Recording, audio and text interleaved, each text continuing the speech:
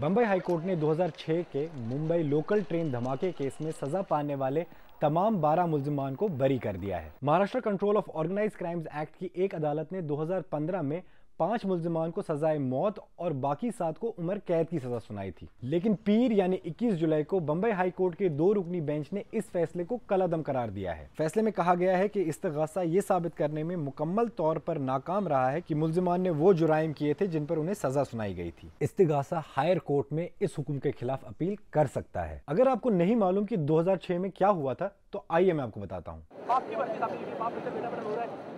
11 जुलाई 2006 को मुंबई की लोकल ट्रेनों में 11 मिनट के अंदर 7 धमाके हुए थे। ट्रेनों के फर्स्ट क्लास डब्बों में बॉम्ब प्रेशर कुकर में रखे गए थे और इन धमाकों में 189 अफराद हलाक और 824 जख्मी हुए थे। धमाके माटुंगा, खार, माहिम, जोगेश्वरी, बोरीवली और मीरा रोड के इलाकों में हुए, जिनमें से ज्यादातर ट्रेनों में हुए और 2 स्टेशन पर हुए थे। इंडियन सिक्योरिटी एजेंसीज ने हमले का इल्जाम पाकिस्तानी अस्करियत पसंदों पर लगाया, एक ऐसा इल्जाम जिसकी पाकिस्तान ने तरदीद की। मुल्जिमान जिन्हें धमाकों के फौरन बाद गिरफ्तार कर लिया गया था वो उस वक्त से अब तक जेल में हैं। उनमें से एक कमाल अंसारी, जिन्हें सजाए मौत सुनाई गई थी, 2021 में कोविड से इंतकाल कर गए थे।